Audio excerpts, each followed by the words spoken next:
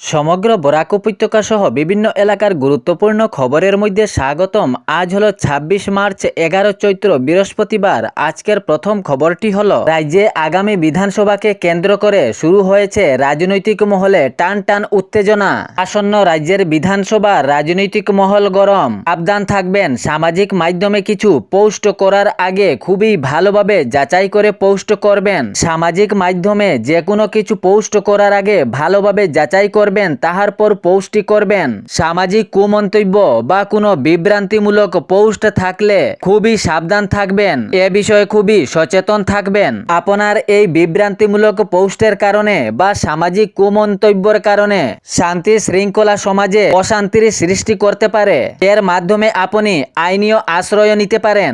এ বিষয়ে প্রশাসন চতুর্দিকে নজর রেখেছে, তাহলে খুবই সাবধান ও সচেতন থাকবেন যাহাতে সামাজিক শান্তি শৃঙ্খলা বজায় রাখে এ ধরনের পোস্ট করবেন। অশান্তিমূলক বা কোনো কুমন্তব্য পোস্ট করবেন না, নইলে প্রশাসনের হেফাজতে আপনাকে যেতে হবে। প্রশাসন এ বিষয়ে তীক্ষ্ণ নজর রেখেছে সবসময়ই। এ নিয়ে প্রশাসন পূর্বে থেকেই বিজ্ঞপ্তি জারি করেছিল, তাহলে সাবধান এবং খুবই সচেতন থাকবেন।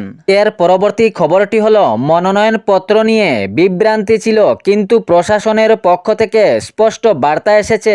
বৈধ প্রার্থী কৃষ্ণেন্দু পাল, ওনার মনোনয়নপত্র যাচাইয়ের পর বৈধ প্রার্থী হিসাবে কৃষ্ণেন্দু পালকে শনাক্ত করা হয়। ১২৫ নম্বর পাতারকান্দি বিধানসভা কেন্দ্রে মনোনয়ন পত্র নিয়ে বিতর্কের জট বেঁধেছিল, অবশেষে কাটল এই পরিস্থিতি।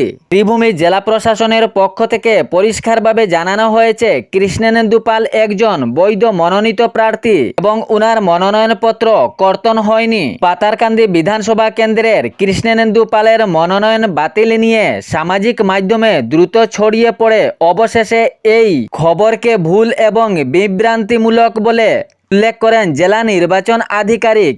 একটি প্রেস নোটিশও জারি করেন। কৃষ্ণেন্দু পালের জমা দেওয়া মনোনয়ন পত্রগুলির মধ্যে অত্যন্ত একটি নির্ধারিত প্রক্রিয়া অনুযায়ী যাচাই বাছাইয়ের পর গৃহীত করা হয়েছে, তাই প্রশাসনের পক্ষ থেকে জানানো হয়েছে তিনি নির্বাচনে অংশগ্রহণের জন্য সম্পূর্ণ বৈধ প্রার্থী।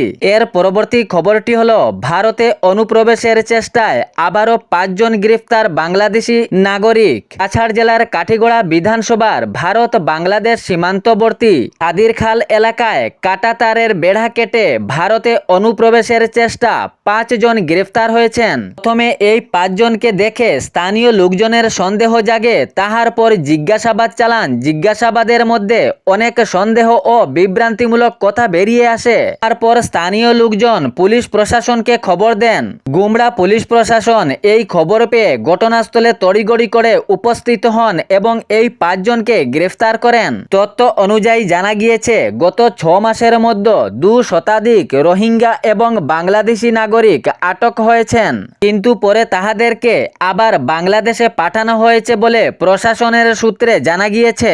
এর পরবর্তী খবরটি হলো বর্ষিয়ান কংগ্রেস নেত্রী সোনিয়া গান্ধী বর্তমান অবস্থায় অসুস্থ রয়েছেন, শারীরিক অবস্থা ঠিক নয়। রাজ্যসভার এই সাংসদ শারীরিক অবস্থার উপর কড়া নজরদারি চলছে চিকিৎসকের। দিল্লির স্যার গঙ্গারাম হাসপাতালে ভর্তি বর্ষিয়ান কংগ্রেস নেত্রী সোনিয়া গান্ধী। সূত্রে জানা গিয়েছে গত মঙ্গলবার গভীর রাতে অসুস্থ হয়ে পড়েন তিনি হঠাৎ। তাহার পর উনাকে হাসপাতালে নিয়ে যাওয়া হয়। বর্তমান অবস্থায় চিকিৎসাধীন রয়েছেন। বর্তমানে শারীরিক অবস্থা শীতলশীল। বার্ধক্যজনিত কিছু সমস্যা এবং রুটিন পরীক্ষার জন্য মূলত উনাকে হাসপাতালে ভর্তি করা হয়েছে। চলতি বছরে উনি শ্বাসকষ্টজনিত সমস্যার মধ্যে পড়েছিলেন, সেই সময় উনাকে সেই হাসপাতালে ভর্তি করা হয়েছিল।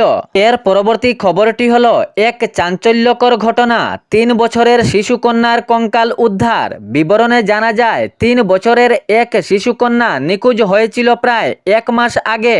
ঘটনাটি ডিব্রুগড় জেলার টেঙ্গাঘাট এলাকার। শিশুটি নিখোঁজের পর অনেক খোঁজাখুঁজি করেন পরিবারের লোকজন, কিন্তু কোনো সন্ধান পাননি। অবশেষে পুলিশ প্রশাসনের দ্বারস্থ হন, তবে প্রশাসনের তদন্তে ১ মাসের পর উদ্ধার হয় শিশুকন্যার কঙ্কাল। সূত্রে জানা গিয়েছে পরিবারের বাড়ির কাছাকাছি জঙ্গলের মধ্যে মাটির নিচে পুঁতিয়ে রাখা অবস্থায় শিশুকন্যার কঙ্কাল উদ্ধার করা হয়েছিল, তবে গলায় থাকা একটি মালার ভিত্তিতে ভিত্তিতে কঙ্কালটি শনাক্ত করেন পরিবারের লোকজন।